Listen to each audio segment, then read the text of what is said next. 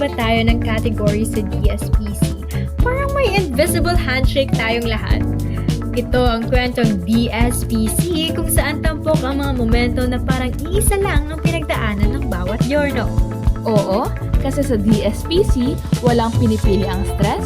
Lahat tayo ay may sariling boss fight. And let's start with the most universal villain, the printer. Yes, correct. Classic talaga yung printer dilemma ng every journal, no?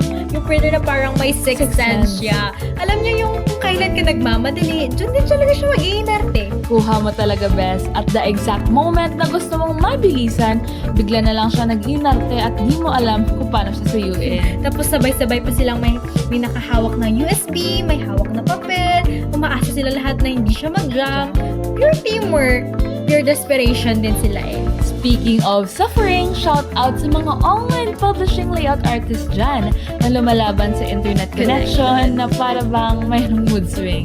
Ito yung tipong yung layout artist mag-export na lang sana siya tapos maglo-loading pa yung browser or naglalag yung laptop habang sinusundan ka ng mga writers sa likod niya na pataas mo ng konti pa. Eh bakit nag-freeze? Apaka-reklamador, no? Diba ang internet connection na pero merong connection loss at ang layout artist naman. Ako rin, nawawala rin yung sanity ko, diba? At syempre, meron tayo dun sa stage pag group events. Tapos na talaga yung lahat ng mga writers. Chill na sila, success na sila sa part nila.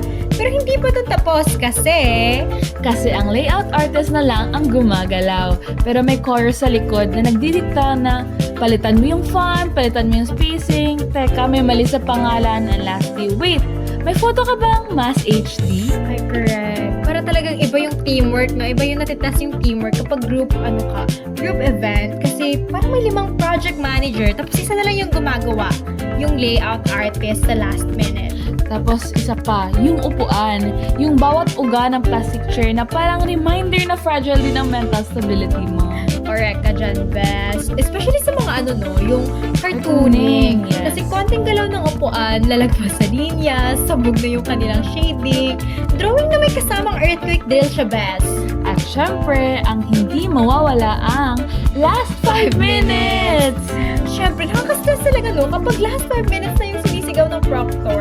Tapos ikaw, nagsusulat ka pa lang ng lead. Imagine, nagsusulat ka pa lang ng lead. Inaayos mo yung yung transition. O nagsisimula ka pa lang mag-rewrite. Yeah, mostly. Nagsisimula pa lang mag-rewrite. Tapos, last 5 minutes na, agad-agad. Tapos bigla ka na lang nagsishift from normal human to the Flash, pero umiyak ka internally. True. At iyan lang ang mga piraso ng mga kwento natin lahat sa DSPC, di ba? Parang universal experience talaga siya. Magkaiba man tayo ng category, pare-pareho talaga tayo na may baon na war stories. Ikaw naman, ano ang kwentong DSPC mo?